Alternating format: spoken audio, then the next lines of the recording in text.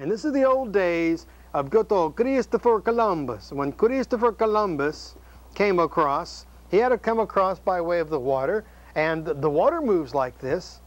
It's called the Gulf Stream, right? And they also came by the way the wind blew him. So when he came across the Atlantic Ocean, he came by the way the wind and the currents of ocean took him. And as you may or may not know, his first landing, in case you don't know, was in the Bahamas. So what happened? He came across the Gulf Stream, and the Gulf Stream comes like this and actually splits. There's a small little split end that comes out here that goes up past the Bahamas, rejoins itself, and goes back out off the coast of the United States. And then there's another one that comes down and splits and goes underneath the major islands in the Caribbean. This would be, of course, your Caribbean Sea. Remember, this would be Cuba here. And here we are here. This is Florida, okay? Now, Columbus came this way, and by doing so, he came into the Bahamas. Other trips he made, knowingly where he was doing and what he was doing, he came into the lower islands called the Lesser Antilles. And he kind of like island hopped. He went from one island to the next. He found them all. Guadeloupe, Martinique, the Virgin Islands. He saw them all, went to Puerto Rico.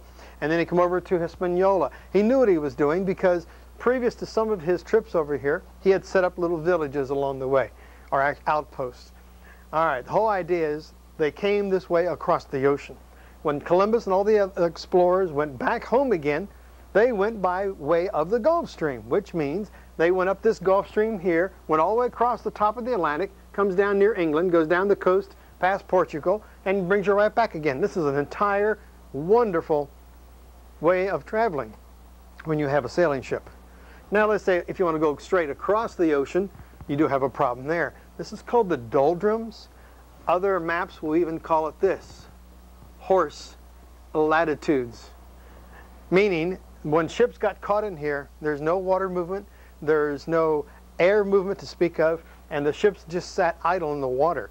And the best way to get a ship out of this situation is to put a boat over the side, the lifeboats, have the men take oars, tie it to the ship, and actually pull and row the ship out of the doldrum area. And in doing that, you want to lighten the ship. And the one thing the crew wants to do, of course, is throw the captain over for getting the mistake of landing in there, or, you know, floating that area. So they threw the horses over because they were the heaviest things aboard ship. So that's why later on the map makers called this the horse latitudes, because that's where they threw all the horses in. Sounds kind of sad, but you have the crew to worry about in their own life. Okay, what does it have to do with hurricanes? Hey, if Christopher Columbus came with this way, then why not hurricanes? You watch the path of hurricanes, they come across the Gulf Stream. They do.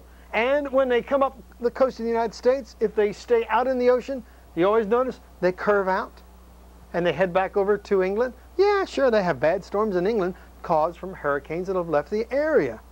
So hurricanes follow the same course. Now, isn't that neat? Do you see how this can help in predicting your hurricanes? Is by watching, of course, this path. Now, what you do first of all, when we get to the hurricane season, if you check your weather channels or look at your weather reports, you'll notice they're talking about, well, off the coast of Africa, we have a storm brewing over here, and we're going to watch it closely and see if it develops into a tropical depression or, you know, tropical storm, tropical hurricane. And so as this thing leaves Africa, it will gain strength. Now, if you want to know how hurricanes are formed, go to the encyclopedia, go to the internet. Let's not worry about that. They are formed basically because they want to go this way. Hurricanes do, but no, the earth wants to go this way. And so the turning of the earth causes the little storm to spin. Leave it at that. All right, now let's get down into predicting hurricanes. Clean this all off of here. What I'd like for you to do, just the beginning here, let's get in somewhat close. Let me see if this is the one I want to use. Multiple of reasons. Okay. Just get in a lot close right in here. See all these dots in the lines? You're going to have to learn, oh no, learn, that's a scary word, isn't it? You're going to have to learn how to plot hurricanes. And what they do is Hurricane Garfield is out in the Atlantic at 25 degrees, 0.8 north by 72 degrees west.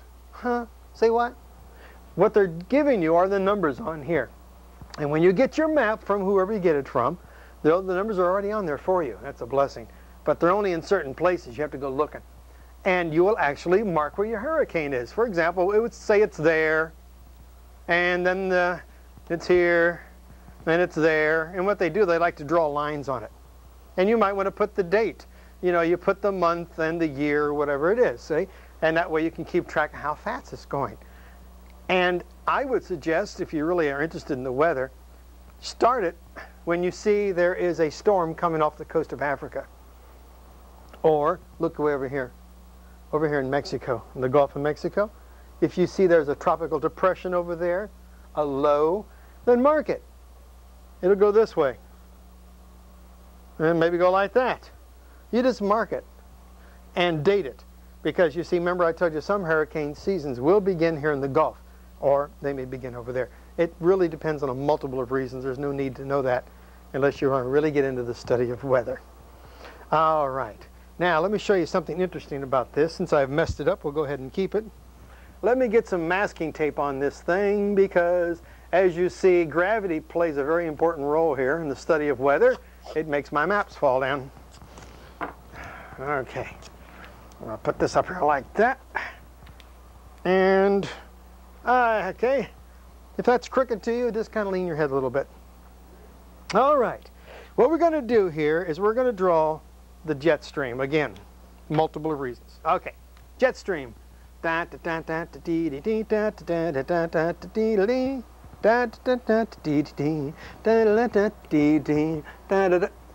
got that? Okay. Now let's come back down here again. Whoops, look at here, I'm going through the islands. Watch it now, watch it. Watch it.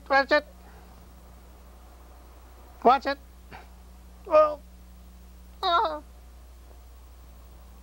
isn't that an interesting turn? One more, right here. That's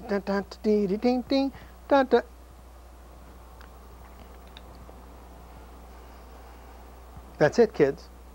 That's the way hurricanes go. Now, the fun thing is how to predict it. Okay, here comes the hurricane across the Atlantic Ocean. Chug, chug, chug, chug, chug, chug, chug, chug, chug. Right about in here someplace, when they're just beyond the islands, watch to see what happens. See if they go to the north route, or do they go straight ahead? I have found of all my years of experience, when hurricanes are moving very quickly, moving across the surface of the earth, they have a tendency to try to stay in a straight line. If they're kind of limping along and they're real kind of weak, they have a tendency to drift to the north. So if you really get practice by watching how fast this thing's coming across the ocean. Fast would be like 7 miles an hour, 15 miles an hour. That's forward speed. That would be moving along at a pretty good clip. All right? So if it goes through here, for those people who live in the South Florida area and in this part of the Caribbean, be on alert. For those of you who live along the Mexican, Yucatan Peninsula and Honduras, be on the alert. Got it? Anything that comes under here, be on alert. If the hurricane turns northward, then who's to be on alert?